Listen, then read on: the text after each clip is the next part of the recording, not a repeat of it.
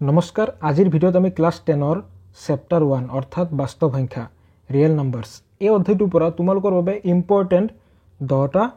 MCQ লৈ আহিছোঁ আৰু এই কোৱেশ্চনবিলাক কি হয় তোমালোকৰ কনসেপ্ট বেস কোৱেশ্চন হয় আৰু ইয়াত থকা কোৱেশ্চনবিলাক সিবিএসই বোৰ্ডৰ প্ৰিভিয়াস ইয়াৰৰ কোৱেশ্চন পেপাৰৰ পৰা কিছুমান এমসিকিউ লোৱা হৈছে আৰু কিছুমান ইম্পৰ্টেণ্ট চাই তোমালোকক দিয়া হৈছে আৰু কোৱেশ্চনবোৰ ইংলিছ আৰু অসমীয়া দুইটা মাধ্যমতে লোৱা হৈছে গতিকে ভিডিঅ'টি যিমান পাৰা সিমানে শেয়াৰ কৰা যদিহে ভিডিঅ'টিত ভিউজ আহে তেতিয়াহ'লে চেপ্টাৰ 2ৰ ওপৰতো আমি এমসিকিউ কোৱেশ্চন আলোচনা কৰিম কোৱেশ্চন নম্বৰ 1 আছে আমাৰ আগত যিসকল ইংলিছ মিডিয়ামৰ ষ্টুডেণ্ট আছে তোমালোকে ইংলিছখিনি চাই ল'বা ঠিক আছে মই অসমীয়াতে চাই দিছোঁ যদি দুটা ধনাত্মক অখণ্ড সংখ্যা a আৰু b ক a = x³ y² আৰু b = xy³ বুলি লিখা হয় য'ত xy মৌলিক সংখ্যা তেন্তে ধনাত্মক অখণ্ড সংখ্যাৰ গুণফলক LCM of AB মানে a আৰু b ৰ লসাগুৰে ভাগ কৰি পোৱা ফলাফলটো কি হ'ব আমি উলিয়াব লাগে চাৰিটা অপচন দিয়া আছে কোনটো শুদ্ধ হ'ব বাছি উলিয়াব লাগে তো এক নম্বৰটো সলিউশনটো চোৱা হিয়াৰ আমাক কি দিয়া আছে প্ৰথমতে লিখি লোৱা দিয়া আছে a = কিমান x³ y² আৰু b = কিমান দিয়া আছে xy³ দিয়া আছে ঠিক আছে যিখিনি দিয়া আছে লিখি লৈছো ইয়া সব দুটা সংখ্যা আছে এইটো এটা তোমালোকে ভাবিবা যে লসাগু উলিয়াব দিছে আমি লসাগু উলিয়াই দিওঁ ইয়াত লসাগু উলিয়াব কোৱা নাই ইয়াত কি বুলি কৈছে এই ধনাত্মক অখণ্ড সংখ্যাৰ গুণফলক তো গুণফলটো আগতে উলিয়াই লোৱা ধনাত্মক অখণ্ড সংখ্যা দুটা কি আছিল a আৰু b তো গুণফল উলিওৱা a * b = এৰ মান কিমান x³ y² * b ৰ মান কিমান xy³ তেতিয়ালে কিমান হ'ব চোৱা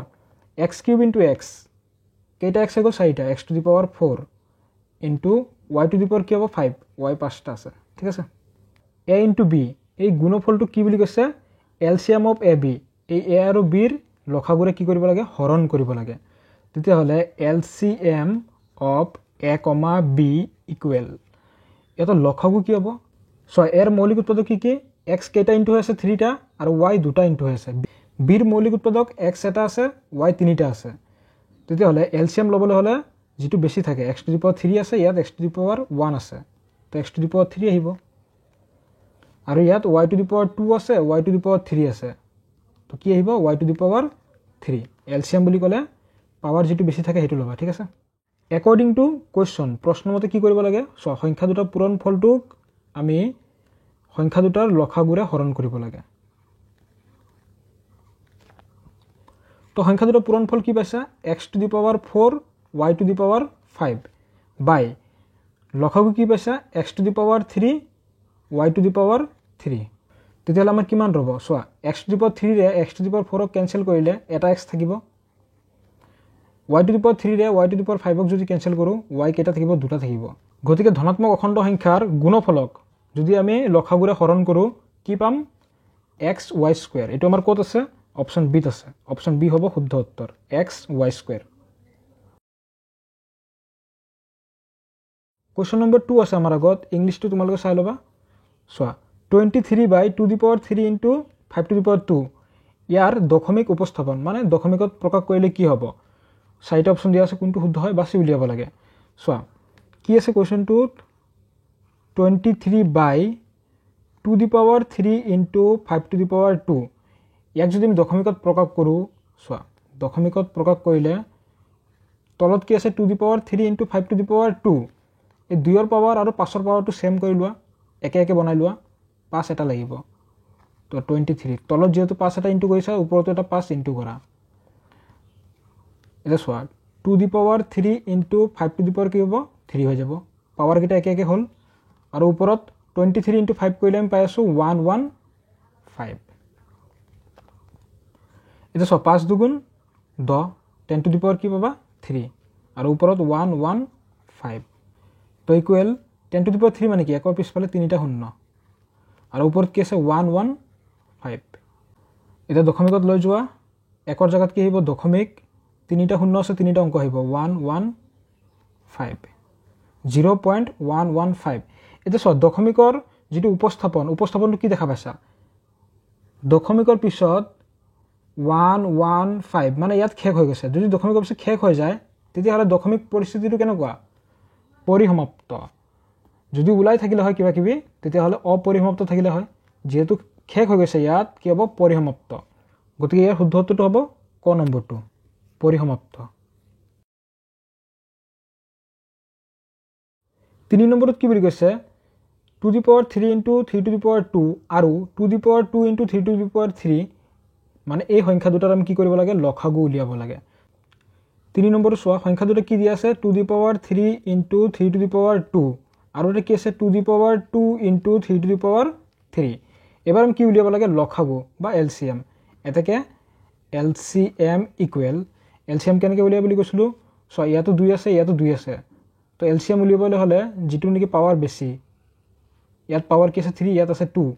তো 2 দি পাৱাৰ 3 লৈ লোৱা ইনটু আৰু ইফালে চোৱা 3 পাৱাৰ কোনটো বেছি আছে এটোত আছে 3 টু দি পাৱাৰ 3 আহিব এটো आंसर এটো আমাৰ কত আছে অপচন সি আছে গতিকে অপচন সি হ'ব শুদ্ধ উত্তৰ 2 দি power 3 into 3 to the power 3 আৰু ক্লাস 10 ৰ প্ৰতিটো চেপ্টাৰ ওয়াইজ ইম্পৰ্টেন্ট এমসিকিউ আমি আগতে আলোচনা কৰি আছো তোমালোকে যদি সেই ভিডিওবিলাক চোৱা নাই ডেসক্ৰিপচনত লিংক দিয়া থাকিব বা প্লেলিষ্টত গৈ তোমালোকে চেপ্টাৰ ওয়াইজ প্ৰতিটো চেপ্টাৰৰ ইম্পৰ্টেন্ট এমসিকিউ বিলাক চাও পাৰিবা কোৱেশ্চন নম্বৰ 4 আছে আমাৰ আগত ইয়াত কি বুলি কৈছে দুটা সংখ্যাৰ গসাউ কি বুলি কৈছে 18 আৰু তেওঁলোকৰ প্ৰডাক্ট মানে গুণফল দুটা সংখ্যাৰ গসাউ দিয়া আছে আৰু সংখ্যা দুটাৰ গুণফল দিয়া আছে এতিয়া তেওঁলোকৰ কি উলিয়াব লাগে লসাগু উলিয়াব লাগে চাৰিটা অপচন দিয়া আছে কোনটো শুদ্ধ হয় বা সি উলিয়াব লাগে কেনেকৈ এইটো 4 নম্বৰ তো এনেকৈ লিখা উই নো আমি জানো আমি এটা ফৰ্মুলা পাইছিলো যে গসাউ পূৰণ লসাগু মানে HCF ইনটু LCM ইকুৱেল কি আছে আমাৰ সংখ্যা দুটাৰ পূৰণফল তো সংখ্যা দুটাৰ পূৰণফল কি দিয়া আছে 12960 তো ইমপ্লাইজ গসাউ দিয়া আছে 18 HCF ৰ মান 18 ইনটু আমি উলিয়াব লাগে LCM ইকুৱেল 12960 তো ইমপ্লাইজ LCM equal 12960 18 to পূৰণ আসলে এফালে গলে কি হৈ যাব হৰণ তো 18 এদি কিমান বাৰ যাব 720 বাৰ যাব তো ইমপ্লাইজ LCM আমি কিমান পাইছো 720 তো এটো আমাৰ কত আছে অপচন সি আছে গতিকে অপচন সি হ'ব শুদ্ধ উত্তৰ তো এনেকুৱা ধৰণৰ কোৱেশ্চন বিলাক কৰিবলৈ হলে আমি এই ফৰ্মুলাটো মনত ৰাখিব লাগিব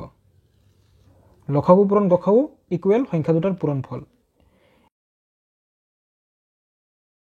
5 নম্বৰে চোৱা দিয়া আছে গসাউ অফ 96,404 96 আৰু 404 ৰ গসাউ দিয়া আছে 4 লসাগু উলিয়াব লাগে কিমান চাৰিটা অপচন দিয়া আছে তো এটো আগৰ দৰে কোৱেশ্চন 5 নম্বৰ চোৱা HCF ইনটু LCM ইকুৱেল কি হয় সংখ্যা দুটাৰ পূৰণফল তো সংখ্যা দুটা কি এটা আছে 96 তো পূৰণফল আৰু এটা কিমান 404 তো ইমপ্লাইজ HCF মানে কি আছে গসাউ তো গসাউ কিমান এই দুটা সংখ্যাৰ 4 ইনটু আমি কি উলিয়াব লাগে এই দুটা সংখ্যাৰ লসাগু উলিয়াব লাগে তো LCM এটো LCM ইকুৱেল 96 ইনটু 404 তো ইমপ্লাইজ LCM ইকুৱেল 96 ইনটু 404 বাই এই 4 টো তলত গুছি আহিব এটা সব 4 এদি 404 ক্যান্সেল কৰিলে কিমান হ'ব 101 তো ইকুৱেল এটা চোৱা 96 ইনটু 101 কিমান হ'ব 9696 তো এটো আমাৰ কত আছে অপচন বি আছে গতিকে অপচন বি হ'ব শুদ্ধ উত্তৰ 9696 6 নম্বৰটো চোৱা 168 আৰু 126 এই সংখ্যা দুটা কি উলিয়াব লাগে গসাউ উলিয়াব লাগে তো 168 ৰ মৌলিক উৎপত্তিকৰণ কৰা দুই কিমান বাজাব 84 দুই 42 দুই 21 তিনি 7 বাৰ তো এটো কি নম্বৰ আছে 6 নম্বৰ 168 ইকুৱেল দুই কেটা আছে তিনিটা 2 দি পাৱাৰ 3 ইনটু 3 ইনটু 7 আৰু এটা আছে 126 ইয়াৰ মৌলিক উৎপত্তিকৰণ কি হ'ব 2 দি যাব 63 আকৌ 2 দি যাব না যায় 3 দি 21 3 দি 7 বাৰ 126 ইকুৱেল 2 কেটা আছে এটা 3 কেটা আছে দুটা 7 কেটা আছে এটা এবাৰ আমি কি উলিয়াব লাগে HCF কিমান হ'ব সো মই কি বুলি কৈছিলো যেতিয়া নেকি LCM লবা তেতিয়া হলে সোয়া ইয়াতো 2 আছে ইয়াতো 2 আছে LCM লবলে হলে যেটোত পাৱাৰ বেছি থাকে হেতু লব লাগে আৰু যদি একে একে থাকে HCF লবলে হলে যিটোত পাৱাৰ কম থাকে সেইটো ল'বা ঠিক আছে সো ইয়াত পাৱাৰ কিমান আছে 3 আৰু ইয়াত 2 ৰ পাৱাৰ কিমান আছে 1 তেতিয়ালে এটা 2 আহিব ইয়াত 3 এটা আছে ইয়াত 3 দুটা আছে এটা 3 আহিব ইয়াত 7 এটা আছে ইয়াতো 7 এটা আছে এটা 7 আহিব তো এইখিনি যদি আমি ইনটু কৰো 2 3 গুণ 6 6 7 গুণ 42 42 তেতিয়ালে 168 আৰু 126 ৰ গখাও কিমান পাইছা 42 অপচন বি হ'ব শুদ্ধ উত্তৰ 42 7 নম্বৰটোত কি বুলি কৈছে দুটা সংখ্যাৰ গখাও আৰু লখাগু ক্ৰমে দিয়া আছে 9 আৰু 360 যদি এটা সংখ্যা 45 হয় তেন্তে আনটো সংখ্যা বিচাৰি উলিওৱা মানে এটা সংখ্যাৰ মান দিয়া আছে আনটো সংখ্যা আমি উলিয়াব লাগে চাৰিটা অপচন দিয়া আছে কোনটো শুদ্ধ হয় বাছি উলিয়াব লাগে তো এনে ধৰণৰ কোৱেশ্চনটো অলপ আগতে কৰি আইছা লিখা লেট ধৰি লও আমি আনটো সংখ্যা কিবা এটা ধৰি লোৱা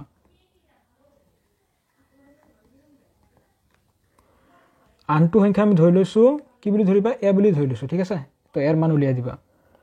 তো উই নো আমি জানো যে HCF মানে গখাও পূৰণ লখাগু LCM ইকুৱেল সংখ্যা দুটাৰ পূৰণফল তো এটা সংখ্যা কি দিয়া আছে আমাৰ 45 দিয়া আছে তো আনটো সংখ্যা আমি a বুলি ধৰি লৈছো ঠিক আছে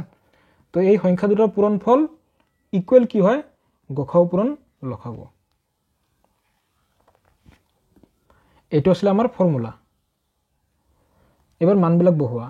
HCF ৰ মান কিমান দিয়া আছে গখাও দিয়া আছে 9 ইনটু LCM ৰ মান কিমান দিয়া আছে 360 ইকুৱেল